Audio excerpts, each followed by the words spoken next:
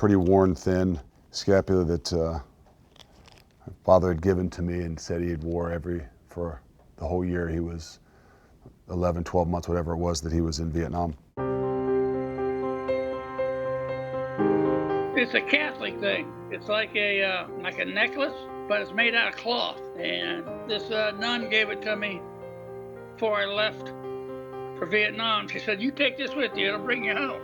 So damn sure if it didn't. I had the scapula that my father had given me. I'd always had it at my desk, and obviously as I was transitioning, moving, I put it into my bag. So kind of a bag I always have with me, so I never leave it. I think I was just leaving to go to the University of Cincinnati. Welcome to Cincinnati, buddy. University of Cincinnati's incoming head football coach has a lot of planning to do. 9 on Your Side's Keenan Singleton spoke with Luke Fickell today. And I remember we were sitting in a gym at St. Charles High School in Columbus. And my son's 8th grade basketball game, like a real sentimental time, right? Like, wasn't like at a dinner or anything. And he literally came up to watch the game and sat down beside me and handed this to me and said, "This is what I wore in Vietnam. And I just always want you to have it." Oh yeah. It's been through some stuff when I had it overseas. And like I said, I just had it in I think I had it in my wallet over there. And you get wet and go through rivers and stuff like that, and sometimes you don't get to getting something dried out in time, so it was a little battered. That makes it even better. That wasn't real common for us in our family. There's nothing in any of our houses that you would say, like, this is something we'll never forget. But for me, this was something that I would never forget. Deep down inside, that was something that hit me. I'm just like, my dad's never been a sentimental guy. He's never, sat down and, had some talk or, something like that meant something that deep. It was just this will bring you good luck. All right, the Lord will keep an eye on you. So you go do what you got to do and just keep this with you somewhere. I said, because it worked for me.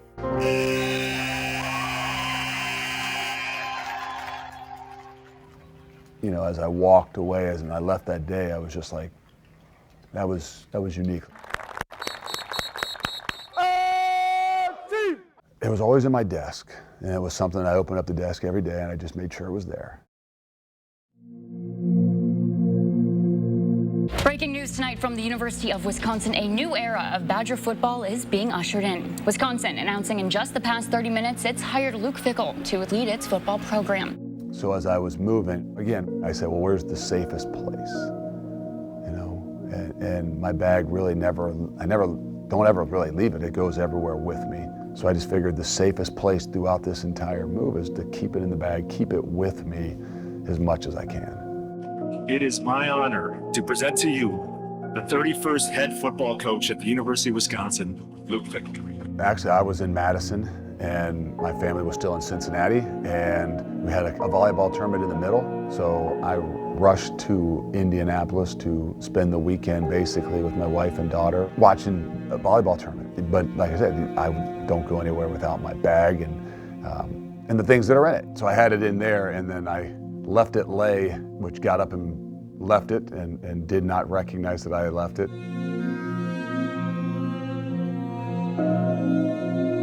And then once I realized that I had left it, I was obviously really, really worried. I was in shock. There were some things in it, whether it was an iPad, there was some money that was in it, but none of which were really of any significance to me other than, the little scapula that was in a hidden pocket inside my bag. There is a pit. There was something missing. It was just this pit that was really difficult. But deep down inside, I was just disappointed in myself. I thought I lost it a couple of times. Yeah, I just misplaced it. Left my wallet back somewhere, but I ended up finding it. So it's, like I said, it's been around, been lost and found, so.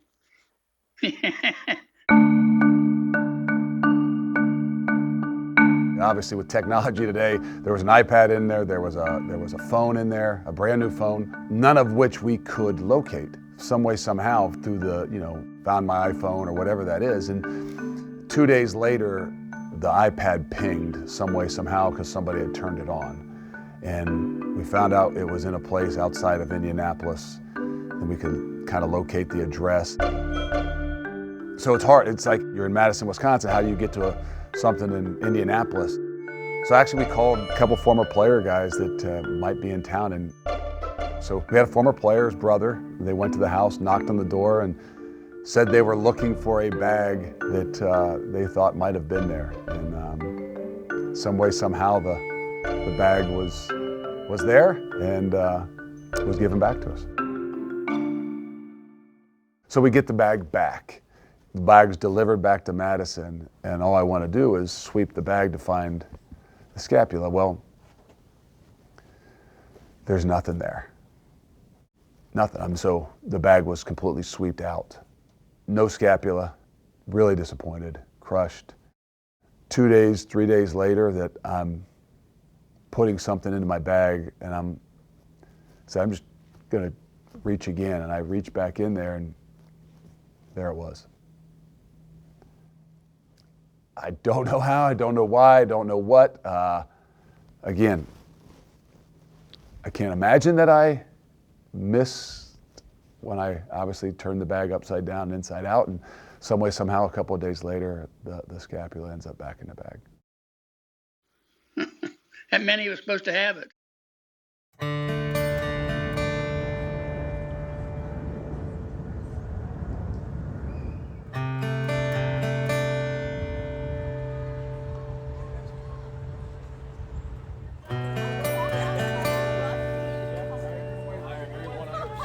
I thought it was nice.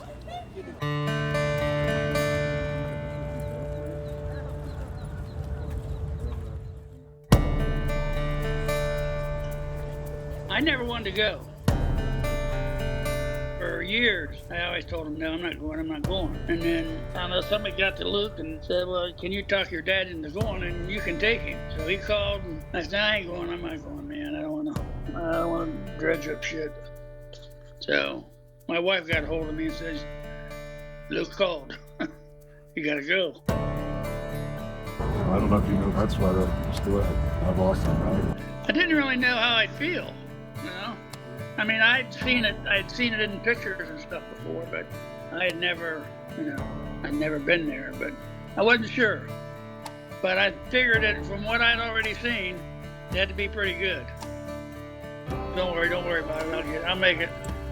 That's what Marines do, no matter what. And I wanted to do that because he wanted to take me, so we'll fight through what we gotta fight through.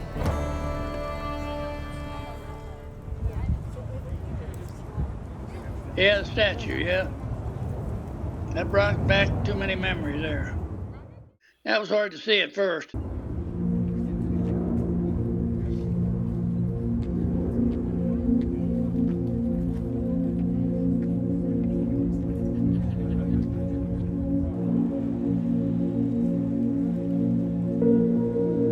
That's what I didn't want to happen. Happened.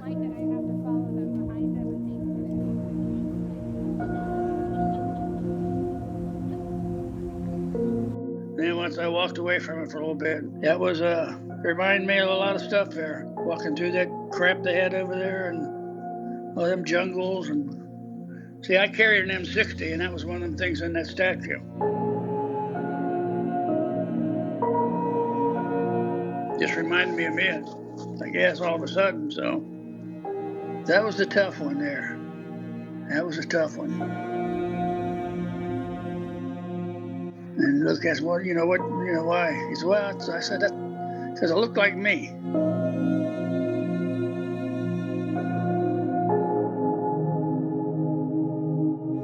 That there was worth going to see, no matter what happened, because that's what I did. And there it was.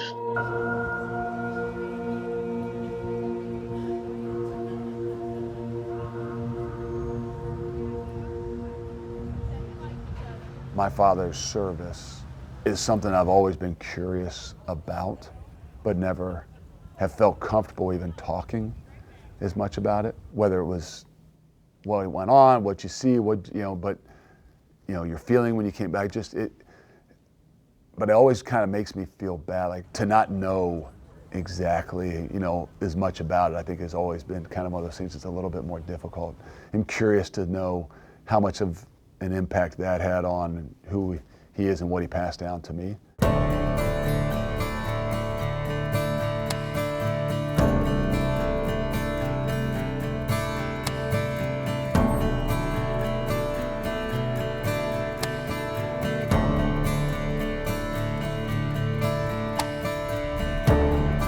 Once we was sitting on the bench, just telling Luke about a lot of the stuff that went on there, why that reminded me of that. And he asked about some things, and it took a little bit.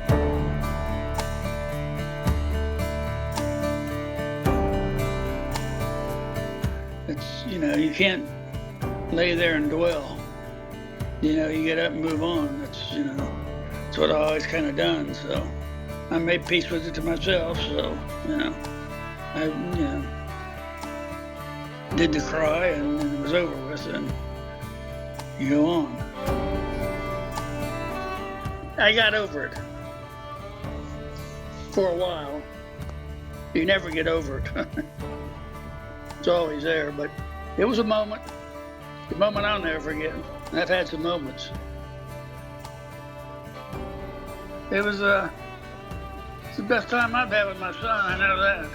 That made the trip worthwhile in the end.